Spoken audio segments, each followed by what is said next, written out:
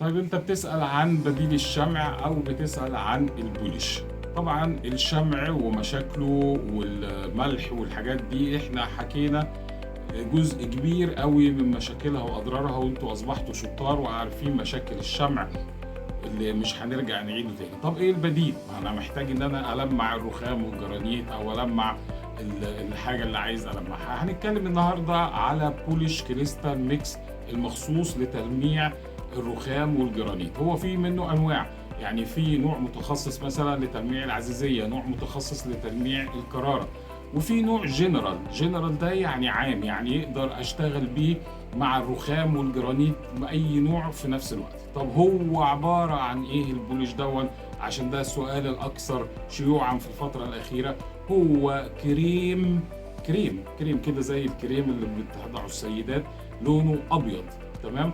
حضرتك اكيد وانت ماشي في الشارع في مره من المرات شفت الراجل اللي بيدهن العربيات بيمسك الصاروخ كده واللباده ومعاه انبوبه او معاه علبه بياخد منها كريم يحطه على العربيه ويلمعه. هو ده البولش. في حاجه اسمها بولش وفي حاجه اسمها كومباوند، وهنشرح الكومباوند ده في قصه ثانيه.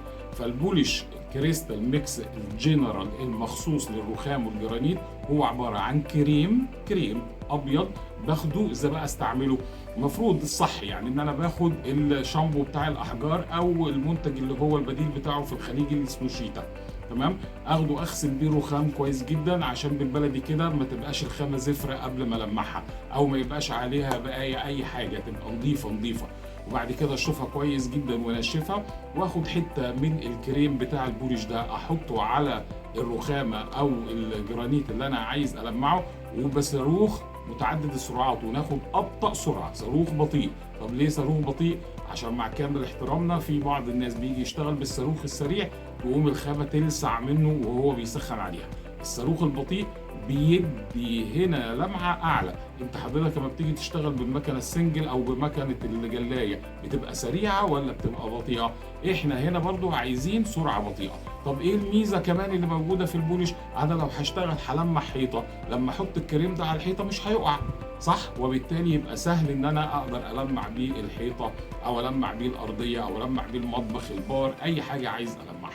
لو عايزين اي تفاصيل اكتر هنقولها لكم في الفيديوهات اللي جايه. احنا ما بنعملش فيديوهات طويله، ولكن انا بفكركم ان مهم جدا يا جماعه تشيروا الفيديوهات دي، عشان الاسئله دي بتجيلنا كتير قوي، انتوا مش متخيلين قد ايه، فالناس تستفيد بالمعلومه. وما تنسوش الاشتراك عشان يوصلكم كل جديد، ودمتم بخير والسلام عليكم ورحمه الله.